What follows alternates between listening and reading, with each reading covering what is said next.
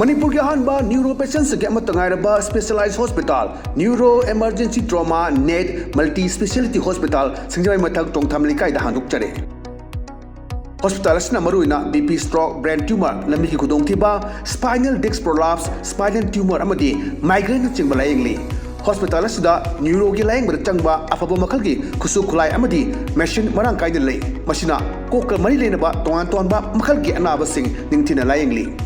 lamdam masida neurosurgeon yamna tangariba maramna chingmadi arapa mafumdagi lakpa anabasi neurosurgeon unanaba honabada awaba kya mayongdari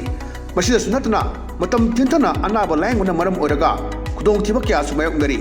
masi punamakdagi kharado orabusu kananaba Dr. Parkinson Singh MCS Neurosurgery AIMS New Delhi na masamaki hospital asida pung kunmari leituna anaba sing layingli hospital asida ataba mamalda laying batanatana OPD general amadi ICU beds operation medicine x-ray amadi lab ka mai lena basnasu ataba mamalda phangalli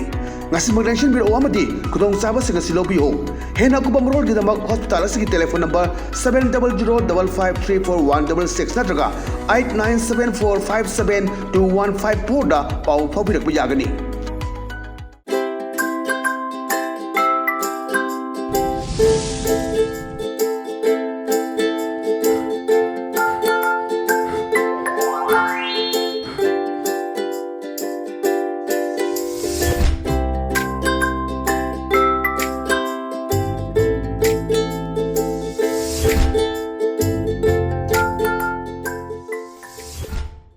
Kurumjare, ELITETV ki test of cartoon ki maha meng ta video sing Muhammad Taram Mokshari maru ngasi info phong pau sing cartoon sing da cartoonist na kari haning liba kari fonong liba kari wakal khalang ne ba do myam sunong thamjage an melo ko jage Shanghai Express ki onthok pani da ja onthok pani da hai riba cartoon sing myam phajaba akhoi gi Prithvi ima hai ta ko sidi ima madara anoko upe malem se ada ima on ipa on utpagi maya ga ho da toroi se malem gi Prithvi globe se ipa lebak ki type tani ima lebak ti oidre ai ga BBS ki sedra mana tongnari ba malem si machi thongnari ba lan kamnari ba bomb thadanari ba missile tawtani myam si phajana represent toroga utle ada sai malem ipa hai tare stadi malem ima yektre ima mana yektre ada malem ipa sna harakpani yara roi Prithvi da shanti suklei le roi lebak khrana democracy pami khrana dictatorship pami khrana terrorism bu sogali kharana lai thajai kharana lai thajade lam amaga sak manade wakal su manade aduna power paiba tanari nong aina sounding mun nimita akanba you are hage makoina thingma ngambare yengena yam phajo pone ji malem si tongdari ba sing si mi ba si do masa ngaktini si loina khangdari ne adu kari gino power pamnari ba kari gino kalak pa sing thiba lenari ba tung koina kaidau dori buno malem se ongtang hai sine ongtang juar ha na tawda pumna nonguda da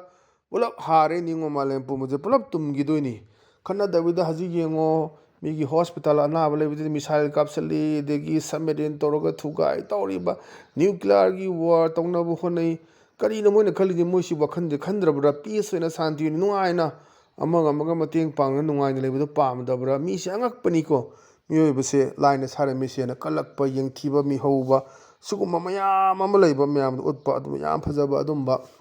wan to leiba masi cartoon namane na ai mote thamjage mathang da leisina khoi sana leba ki loiredana aduni loiredana sida jide deva karma matamni ada adum asi na yauba degi lung ke hongba degi lukun thangba kari kra khoi pala se yoroga di khoi babu mamai ta na babu munang phumbudo adaida ngasagi babu ki phamubudo aduda phangakpa paisa amadugi phangnana honda mayam ni matanga base tauba adum cartoon ada amadana haibani sai babu ki phamubudo alaman si imung munung singduna dum karma do mai sangriton kaidana ba howde lebo phambiyo na sida khoi angamba dakina katana khudayamni khangde tawna magi phak masam ga thalna khotna tauba adugi duda ji channabi mlakpodo adaida ngasai hal moi ani soi sanara lakpani ngasi gi karma duda babu phamlu babu lupa lising hena tahe lising ani hena tae sine adaida ama hena habet yamang yaugdo wi toro khumakpane adudi oksa kg ani dang futla sidana boyo sasi yengo an singje puri se puraga lai sengo do na nunga cha na ga poraga loiraga lakpadune ba surat lorak pa yare adagi luhong bu oibi yare khona babok phaman base karma dugi kaidana ba ꯑꯗꯨ ꯁꯥꯟꯇꯤ ꯂꯩꯅ ꯄꯥꯡꯊꯣꯛꯅꯕ ꯑꯗꯨꯒꯤ ꯐꯤꯕꯝꯗꯨꯗꯅꯦꯕ ꯑꯗꯨꯒꯤ ꯆꯠꯂꯨꯕꯒꯤ ꯌꯥꯝ ꯐꯖꯕ ꯍꯥꯏꯇꯥꯔꯦ ꯑꯗꯨꯅ ꯍꯧꯖꯤꯛ ꯕꯥꯕꯣꯛ ꯃꯃꯥꯏ ꯇꯥꯕꯗ ꯆꯠꯅꯔꯦ ꯑꯗꯨꯅ ꯄꯂꯥꯅ ꯁꯛꯏꯗꯨꯒ ꯃꯥꯅ ꯉꯁꯥꯏ ꯐꯝꯃꯤꯗꯨꯒ ꯆꯞ ꯃꯥꯟꯅꯕ ꯑꯗꯨꯝ ꯊꯥꯔꯝꯗꯗꯤ ꯅꯨꯡꯉꯥꯏꯇꯦꯗꯅ ꯑꯗꯨꯝ ꯄꯂꯥꯅ ꯋꯥꯅ ꯁꯛꯄ ꯑꯗꯨꯝ ꯕꯥꯕꯣꯛ ꯃꯃꯥꯏ ꯍꯣꯏ ꯃꯣꯏꯁꯨ ꯋꯥꯕꯨ ꯋꯥꯗꯦ ꯍꯥꯏꯕꯗꯤ ꯑꯗꯨꯕꯨ ꯃꯁꯤꯒꯤ ꯐꯝꯅꯅꯕ ꯇꯥꯟꯅꯕ ꯈꯠꯅꯕ ꯃꯌꯥꯝ ꯑꯃ ꯊꯣꯛꯇꯕ ꯅꯠꯇꯦ ꯑꯗꯨ ꯕꯦꯁ ꯇꯧꯔꯒꯅ ꯂꯨꯄꯥ 2,000 ꯇꯥꯏ ꯑꯗꯨ ꯃꯥꯅ ꯌꯥꯃꯥꯡꯒ ꯌꯥꯎꯗꯉꯩ ꯑꯗꯨꯗꯤ KG 2 ꯑꯣꯛꯇꯨ ꯂꯧꯔꯒ ꯐꯨꯠꯂꯁꯤꯗꯅ ꯌꯥꯝ ꯐꯖꯕ ꯁꯤꯁꯨ ꯅꯣꯛꯁꯨ ꯅꯣꯛꯅꯤꯡꯕ ꯑꯆꯧꯕ ꯑꯩꯈꯣꯏꯒꯤ ꯋꯥꯈꯜꯂꯣꯟ ꯑꯃꯁꯨ ꯄꯨꯊꯣꯛꯄ ꯀꯥꯔꯇꯨꯟ ꯍꯥꯏꯅ ꯊꯝꯖꯒꯦ ꯃꯊꯪꯗ ꯂꯩꯔꯤꯁꯤꯅ ꯑꯩꯈꯣꯏ ꯄꯣꯛꯅꯐꯝꯒꯤ ꯕꯥꯂꯨꯍꯦ ꯑꯗꯨꯅꯤ ꯕꯥꯂꯨꯍꯦꯁꯤꯗ ꯑꯩꯈꯣꯏ ꯂꯩꯔꯤꯕ ꯍꯧꯖꯤꯛ ꯏꯂꯦꯛꯇꯦꯠ ꯃꯌꯥꯝꯁꯤꯡꯁꯦ ꯈꯜꯂꯕ ꯃꯌꯥꯝꯁꯤꯡꯁꯦ ꯃꯣꯏꯅ ꯋꯥ ꯇꯥꯟꯅꯕꯒꯤ ꯁꯤꯟ ꯑꯃꯈꯛꯅꯤ ꯃꯥꯅ ꯀꯩ ꯍꯥꯏꯒꯦꯗ ꯑꯩꯈꯣꯏꯁꯤ ꯃꯤꯌꯥꯝꯅ ꯊꯥꯒꯠꯂꯛꯄꯅꯤ ꯑꯗꯨꯒ ꯋꯥ ꯇꯥꯗꯣꯏꯁꯤ ꯄ꯭ꯔꯖꯥꯔꯥ ꯅꯠꯇ꯭ꯔꯒ ꯃꯤꯍꯨꯠꯂꯥ ꯚꯥꯞꯀ ꯑꯝꯇ ꯇꯥꯔꯛꯇ꯭ꯔꯦ ꯑꯩꯍꯥꯛꯇꯦꯅ ꯃꯌꯥꯝꯅ ꯈꯜꯂꯒ ꯂꯤꯗꯔ ꯑꯣꯏꯅ ꯈꯜꯂꯒ ꯊꯥꯒꯠꯂꯕꯅꯤ ꯑꯩꯅ ꯉꯥꯡꯕ ꯇꯥꯗꯣꯏꯔꯥ ꯃꯣꯏꯅ ꯉꯥꯡꯕ ꯇꯥꯗꯣꯏꯔꯥ ꯁꯤꯅꯦꯕ ꯌꯥꯝ ꯐꯖꯩꯁꯦ ꯃꯤꯌꯥꯝꯅ ꯉꯥꯡꯕꯗꯨꯅꯤ ꯇꯥꯗꯣꯏꯁꯤ ꯃꯌꯥꯝꯅ ꯈꯜꯂꯒ ꯑꯗꯨꯅꯤ ꯆꯍꯤ 5 ꯈꯛꯇꯅꯤ ꯃꯁꯤ ꯄꯤꯕꯥꯐꯝ ꯅꯠꯇꯦ ꯃꯊꯪꯗ ꯑꯗꯨꯝ ꯊꯥꯒꯠꯇ ꯂꯣꯏꯔꯦ ꯑꯗꯨꯝ ꯀꯥꯗ꯭ꯔꯦ ꯂꯣꯏꯔꯦ ꯑꯗꯨꯅ ꯃꯤꯅꯤꯁꯇꯔ ꯑꯣꯏꯔꯝꯕꯗꯒꯤ ꯑꯣꯏꯔꯛꯇꯕꯗ ꯉꯥꯎ ꯆꯦꯟꯕ ꯑꯗꯒꯤ ꯚꯣꯠ ꯀꯥꯔꯝꯕꯗꯒꯤ ꯀꯥꯗꯕꯗ ꯉꯥꯎ ꯆꯦꯟꯕ ꯃꯌꯥꯝ ꯌꯥꯎꯅꯔꯤꯕꯅꯤ ꯁꯨꯝꯕꯒꯤ ꯁꯤꯆꯨꯋꯦꯁꯟꯁꯤꯗ ꯌꯥꯝꯅ ꯑꯗꯨꯝꯕ ꯊꯣꯛꯇꯕ ꯅꯠꯇꯦ ꯑꯗꯨꯅꯤ ꯑꯩꯈꯣꯏꯅ ꯉꯥꯡꯕ ꯇꯥꯗꯣꯏꯔꯥ ꯄ꯭ꯔꯖꯥꯅ ꯉꯥꯡꯕ ꯇꯥꯗꯣꯏꯔꯥ ꯃꯣꯏꯅ ꯑꯩꯈꯣꯏꯁꯦ ꯈꯜꯂꯛꯄꯅꯦꯅ ꯁꯤꯗ ꯗꯤꯕꯦꯠ ꯑꯃ ꯇꯧꯕ ꯌꯥꯎꯔꯛꯄꯅꯦ ꯑꯗꯨꯕꯨ ꯇꯁꯦꯡꯕꯗꯤ ꯄ꯭ꯔꯖꯥꯅ ꯈꯜꯂ ꯄ꯭ꯔꯖꯥꯒꯤ ꯑꯋꯥꯕ ꯊꯦꯡꯅꯔꯤꯕ ꯃꯌꯥꯝꯁꯤꯡ ꯑꯗꯣ ꯈꯔ ꯃꯇꯦꯡ ꯄꯥꯡꯅꯕ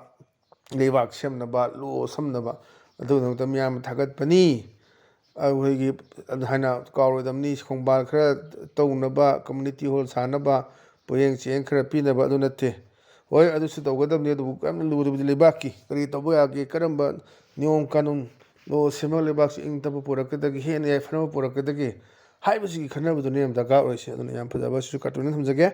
ꯃꯊꯪꯗ ꯂꯩꯁꯤꯅ ꯑꯩꯈꯣꯏ ꯍꯨꯏꯌꯦꯟ ꯄꯥꯎꯒꯤ ꯑꯁ ꯂꯣꯏꯔꯦ ꯍꯥꯏꯕꯗꯨꯅꯦꯕ ꯂꯣꯏꯔꯦ ꯍꯥꯏꯕꯁꯤꯗ ꯃꯨꯔꯇꯤ ꯑꯃ ꯑꯩꯈꯣꯏꯒꯤ ꯔꯥꯖꯅꯤꯇꯤ ꯋꯥꯂꯥꯅꯤ ꯀꯨꯔꯇꯥ ꯄꯥꯏꯖꯃꯥ ꯑꯗꯨꯒ ꯅꯦꯍꯔꯨ ꯇꯤꯄꯤ ꯎꯞꯄꯗꯤ ꯑꯗ ꯃꯥꯅ ꯈꯣꯏꯔꯝꯖꯕꯅꯤ ꯀꯃꯥꯏꯅ ꯈꯣꯏꯔꯝꯅꯤꯅ ꯊꯃꯣꯏ ꯁꯦꯡꯕ ꯑꯩꯈꯣꯏꯒꯤ ꯄꯥꯔꯇꯤꯒꯤ ꯂꯨꯆꯤꯡꯕꯅꯤ ꯍꯦꯟꯅ ꯍꯩ ꯂꯩꯒ ꯃꯥꯒꯤ ꯃꯨꯔꯇꯤꯁꯦ ꯀꯠꯄꯅꯤ ꯑꯃꯁꯤꯅ ꯍꯥꯏꯔꯛꯏ ꯑꯇꯣꯞꯄꯗ ꯆꯣꯡꯕ ꯅꯪꯍꯧꯗꯗꯅ ꯑꯦꯛꯁꯤꯗꯦꯟꯇ ꯁꯤꯔꯦ ꯑꯗꯨꯅ ꯅꯈꯣꯏꯒꯤ ꯄꯥꯔꯇꯤ ꯑꯣꯏꯔꯦꯅ ꯑꯗꯣ ꯑꯇꯣꯞꯄꯗ ꯆꯣꯡꯒꯦꯅ ꯇꯧꯔꯝꯖꯥꯠꯅꯤꯗ ꯁꯄꯣꯁ ꯈꯨꯕꯥꯛꯇꯒꯤ ꯊꯝꯕꯥꯜꯗ ꯆꯣꯡꯒꯦ ꯇꯥꯔꯗꯤ ꯊꯝꯕꯥꯜ ꯑꯗꯨꯝ ꯑꯣꯏꯈꯤꯕ ꯍꯥꯏꯇꯥꯔꯦꯅꯦꯀꯣ ꯑꯗ ꯆꯣꯡꯒꯦ ꯈꯜꯂꯕꯗ ꯆꯣꯡꯕ ꯅꯪꯍꯧꯗꯕ ꯑꯗꯨꯃꯥꯏꯅ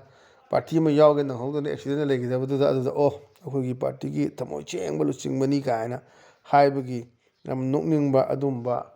ꯀꯥꯔꯇꯨꯟꯅꯦꯅ ꯊꯝꯖꯒꯦ ꯃꯊꯪꯗ ꯂꯩꯁꯤꯅ ꯑꯩꯈꯣꯏ ꯅꯥꯔꯣꯟ ꯊꯧꯗꯥꯡꯒꯤ ꯍꯋꯥꯗꯣ ꯂꯩꯔꯥꯡꯗꯣ ꯑꯗꯨꯅꯤ ꯑꯗ ꯄꯕ꯭ꯂꯤꯛ ꯄ꯭ꯂꯦꯁꯁꯤꯗ ꯋꯥ ꯉꯥꯡꯕ ꯍꯧꯖꯤꯛꯁꯤ ꯃꯃꯤꯡꯁꯤꯡ ꯁ꯭ꯀꯤꯝꯁꯤꯡꯁꯤ ꯍꯤꯟꯗꯤꯗ ꯉꯥꯛꯇ ꯊꯣꯟꯕꯁꯤꯗ ꯃꯌꯥꯝꯁꯦ ꯈꯪꯗꯕꯁꯨ ꯌꯥꯝ ꯌꯥꯎꯔꯤ ꯍꯤꯟꯗꯤꯁꯦ ꯑꯗꯨꯝ ꯃꯅꯤꯄꯨꯔꯗꯗꯤ ꯈꯔ ꯋꯥꯕ ꯀ꯭ꯂꯥꯁ 8 ꯐꯥꯎ ꯇꯝꯃꯛꯄ ꯑꯗꯨꯗꯒꯤ ꯃꯈꯥ ꯇꯥꯕ 9, 10ꯗꯤ ꯑꯗꯨꯝ ꯇꯝꯈꯤꯗ꯭ꯔꯕꯅꯤꯅ ꯍꯤꯟꯗꯤꯁꯤ ꯉꯥꯡꯕꯗꯤ ꯍꯩꯕ ꯏꯕꯗꯤ ꯍꯩꯇꯕ ꯃꯌꯥꯝꯁꯨ ꯂꯩ ꯉꯥꯡꯕꯗꯤ ꯄꯥꯏꯅꯩ ꯉꯥꯡꯕ ꯑꯗꯨ ꯏꯕꯅ ꯍꯩꯇꯕ ꯁꯤ ꯃꯈꯜꯅꯤ ꯑꯗꯩꯗ ꯉꯁꯥꯏꯒꯤ ꯃꯌꯥꯝꯒꯤ ꯍꯧꯖꯤꯛ ꯌꯦꯛꯏꯁꯤꯗ ꯊꯝꯕꯥꯜꯒꯁꯦ ꯃꯊꯪ ꯌꯦꯛꯑꯒ ꯃꯣꯏ ꯃꯥꯟꯗꯅꯕ ꯌꯦꯛꯏꯅꯤ ꯀꯥꯔꯇꯨꯅꯤꯁꯁꯨ ꯌꯥꯝ ꯍꯩꯁꯤꯡꯅ ꯑꯗꯩꯗ ꯃꯌꯥꯝ ꯃꯥꯡꯗ ꯍꯥꯏꯕꯗ ꯁꯕꯀ ꯁꯥꯠ ꯁꯕꯀ ꯁꯔꯕꯅꯥꯁ ꯑꯅ ꯁꯕꯀ ꯁꯥꯠ ꯁꯕꯀ ꯕꯤꯀꯥꯁ ꯍꯥꯏꯕꯅꯤ ꯑꯗ ꯍꯤꯟꯗꯤꯗꯣ ꯀꯌꯥ ꯈꯪꯗꯕꯅꯤ ꯀꯥꯎꯔ ꯃꯥꯒꯤ ꯁꯦꯀ꯭ꯔꯦꯇꯔꯤꯅ ꯁꯥꯔ ꯁꯕꯀ ꯁꯥꯠ ꯁꯕꯀ ꯕꯤꯀꯥꯁ ꯍꯥꯏꯕ ꯑꯣꯏꯔꯝꯒꯅꯤꯅ ꯃꯥꯒꯤ ꯃꯇꯨꯡꯗ ꯂꯦꯞꯄꯗꯅ ꯀꯥꯎꯊꯣꯛꯈꯤꯗꯅ ꯃꯃꯥꯡꯗ ꯌꯥꯝ ꯌꯥꯎꯔꯦ ꯑꯗꯒꯤ ꯑꯩꯈꯣꯏ ꯈꯨꯕꯥꯛꯇꯒꯤ ꯊꯝꯕꯥꯜꯗ ꯆꯠꯄꯗ ꯉꯁꯥꯏꯒꯤ ꯁꯨꯝ ꯍꯩꯅꯈꯤ ꯂꯩꯕꯗ ꯑꯗꯨꯅ ꯊꯝꯕꯥꯜꯒꯤ ꯃꯤꯇꯤꯡ ꯇꯧꯕ ꯀꯥꯟꯗ ꯉꯁꯤ ꯃꯌꯥꯝ ꯅꯨꯡꯁꯤꯔꯕ ꯃꯌꯥꯝꯁꯤꯅ ꯑꯩꯈꯣꯏꯒꯤ ꯈꯨꯕꯥꯛ ꯌꯦꯛꯄ ꯃꯔꯀꯥꯗ ꯚꯣꯠ ꯄꯤꯕꯤ ꯅꯠꯇꯦ ꯊꯝꯕꯥꯜ ꯌꯦꯛꯄ ꯃꯔꯀꯥꯗꯅ ꯑꯗꯩ ꯊꯝꯕꯥꯜ ꯑꯃꯨꯛ ꯈꯨꯕꯥꯛꯀ ꯆꯣꯡꯈꯤꯕꯗꯨꯗ ꯃꯤ ꯈꯨꯕꯥꯛꯀꯤ ꯃꯤꯇꯤꯡꯗꯨꯗ ꯃꯥꯅ ꯂꯦꯡꯁꯟꯕꯤꯕ ꯃꯌꯥꯝ ꯄꯨꯝꯅꯃꯛꯅ ꯍꯟꯗꯛꯀꯤ ꯏꯂꯦꯛꯁꯟꯁꯤꯗ ꯑꯩꯈꯣꯏ ꯊꯝꯕꯥꯜ ꯌꯦꯛꯄ ꯃꯔꯀꯥꯗ ꯅꯠꯇꯦ ꯈꯨꯕꯥꯛ ꯌꯦꯛꯄꯗꯅ ꯍꯥꯏꯈꯤꯕꯒꯤ ꯌꯥꯝ ꯐꯖꯕ ꯑꯗꯨꯒꯨꯝꯕ ꯄꯣꯠꯅꯤ ꯂꯩꯔꯤꯁꯦ ꯑꯗꯨꯅ ꯁꯤꯒꯨꯝꯕ ꯊꯣꯛꯇꯕ ꯅꯠꯇꯦ ꯑꯗꯨꯅ ꯌꯥꯝ ꯐꯖꯕ ꯑꯗꯨꯝꯕ ꯋꯥꯍꯟꯊꯣꯛ ꯂꯩꯕ ꯀꯥꯔꯇꯨꯟ ꯑꯣꯏꯅ ꯊꯝꯖꯒꯦ ꯃꯊꯪꯗ ꯂꯩꯔꯤꯁꯤꯅ ꯑꯩꯈꯣꯏ ꯄꯤꯄꯜꯁ ꯀ꯭ꯔꯣꯅꯤꯀꯜꯒꯤ ꯋꯤꯠꯇꯤ ꯋꯦꯅꯁꯗꯦ ꯍꯥꯏꯗꯨꯅꯤ ꯋꯤꯠꯇꯤ ꯋꯦꯅꯁꯗꯦꯁꯤꯗ ꯀꯩ ꯍꯥꯏꯒꯦꯗ ꯈꯕꯔꯁꯦ ꯄꯥꯔꯦ ꯑꯗ ꯃꯥꯏ ꯅꯨꯄꯤꯁꯤꯅ ꯍꯥꯏ ꯅꯥꯎ ꯌꯨ ꯁꯨꯗ ꯚꯦꯔꯤ ꯀꯤꯌꯔꯐꯨꯜ ꯗ꯭ꯌꯨꯔꯤꯡ ꯄꯕ꯭ꯂꯤꯛ ꯀꯣꯃꯣꯁꯟ ꯄꯕ꯭ꯂꯤꯛꯀꯤ ꯑꯣꯏꯕ ꯏꯍꯧ ꯍꯧꯔꯛꯄ ꯁꯤꯗ ꯋꯥ ꯉꯥꯡꯕꯁꯦ ꯌꯥꯝ ꯆꯦꯛꯁꯤꯜꯂꯨ ꯑꯦꯖ ꯗ ꯍꯟꯇꯔ ꯕꯤꯀꯝꯁ ꯗ ꯍꯟꯇꯦഡ് ꯑꯗꯨꯅ ꯉꯁꯥꯏꯒꯤ ꯍꯟꯇꯔ ꯁꯥ ꯉꯥ ꯇꯥꯟꯕ ꯀꯥꯡꯕꯨꯁꯤꯡꯗꯣ ꯑꯗꯨꯏꯗꯣ ꯌꯥꯝꯅ ꯑꯃꯨꯛ ꯇꯥꯜꯂꯛꯄ ꯃꯇꯝ ꯌꯧꯔꯦ ꯃꯣꯏꯁꯦ ꯍꯟꯇꯦഡ് ꯇꯧꯕ ꯏꯟ ꯅꯣ ꯇꯥꯏꯝ ꯑꯇꯩ ꯃꯇꯝꯗ ꯑꯟꯗꯔꯁꯇꯦꯟ ꯑꯗꯨꯅ ꯍꯟꯇꯔꯁꯦ ꯍꯟꯇꯦഡ് ꯑꯣꯏꯔꯛꯄꯁꯨ ꯌꯥꯏ ꯑꯗꯨꯅ ꯋꯥ ꯉꯥꯡꯕ ꯃꯇꯝꯗ ꯆꯦꯛꯁꯤꯜꯂꯨ ꯍꯥꯏꯅ ꯃꯥꯏ ꯅꯨꯄꯥꯗ ꯐꯣꯡꯗꯣꯛꯄ ꯌꯥꯝ ꯐꯖꯕ ꯑꯗꯨꯝꯕ ꯋꯥꯍꯟꯊꯣꯛ ꯂꯩꯕ ꯀꯥꯔꯇꯨꯟ ꯍꯥꯏꯅ ꯊꯝꯖꯒꯦ ꯉꯁꯤꯗ ꯑꯗꯨꯝ ꯏꯂꯤꯠ ꯇꯤꯚꯤꯒꯤ ꯇꯦꯁ ꯑꯣꯐ ꯀꯥꯔꯇꯨꯟꯒꯤ ꯃꯍꯥꯎ ꯃꯇꯥꯡ ꯑꯁꯤ ꯂꯣꯏꯁꯤꯟꯖꯔꯦ ꯃꯤꯠꯌꯦꯡ ꯇꯥꯕꯤꯔꯤꯕꯁꯤꯡ ꯑꯃꯨꯛ ꯀꯟꯅ ꯈꯨꯔꯨꯝꯖꯕ ꯂꯣꯏꯅꯅ ꯀꯥꯏꯅꯅꯕ ꯌꯥꯊꯪ ꯅꯤꯖꯔꯤ ꯄꯤꯅꯕꯤꯔꯁꯤ